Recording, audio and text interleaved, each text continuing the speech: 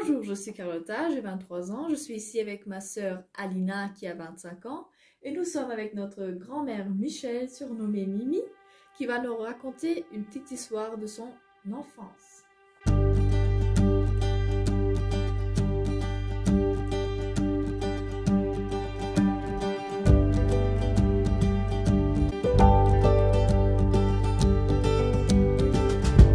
Je suis née à Thonon-les-Bains. Ma mère mes parents habitaient... Thonon-les-Bains, c'est où? C'est en Savoie, non? Savoie. Donc j'ai habité à Thonon-les-Bains depuis ma naissance jusqu'à à peu près 7-8 ans. Nous sommes repartis de là. Malheureusement, c'était un beau pays et je l'ai quitté, je dois dire, même si j'étais petite, j'en garde un très bon souvenir. Il y avait le lac Léman, c'était très très beau, c'était une très belle région et nous sommes repartis. Mon père avait dû avoir une embauche à Bouzonville qui était en Moselle. C'était plutôt triste, c'était pas tellement agréable, surtout que c'était après la guerre. Et à ce moment-là, ma mère travaillait encore, toujours dans des endroits qui n'étaient pas où on habitait.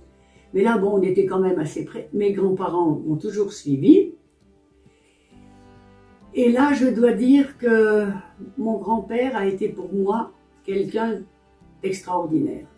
D'abord, ma mère n'avait pas le droit, surtout de lever la main sur moi, parce que j'étais quelqu'un de très dissipé. Et par exemple, ma mère avait eu la bonne idée de me mettre à la cantine à Bouzonville, parce que comme elle n'était pas là, elle voulait épargner beaucoup de travail à mes grands-parents.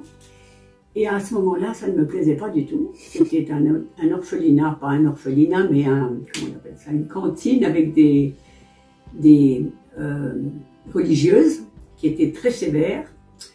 Et je me souviens qu'on mangeait toujours de la soupe avec de la tarte. Et pour moi, j'ai trouvé ça tellement horrible à ce moment-là. Et on avait du pain. Je détestais le pain, donc je mettais la mie dans ma poche de mon tablier. Et à la fin, j'en ai eu tellement assez que je me suis sauvée. Je suis rentrée à la maison pour retrouver mes grands-parents et évidemment manger ce qu'il y avait de bon. Et la mie de pain, elle est restée dans ton tablier? Ma mère a fait son entrée et m'a ramené, m'a fait retourner. Elle m'a prise par la peau du dos et m'a accompagnée de nouveau à la cantine. Et là, ma mère avait essayé de me gifler. Mon grand-père a levé la main à ce moment-là en lui disant « Surtout, ne la touche pas, cette petite est fragile. » Donc ton grand-père t'a sauvé la vie. Malheureusement, le grand-père n'a rien pu faire. J'ai dû retourner à la cantine et ne plus essayer de m'enfuir.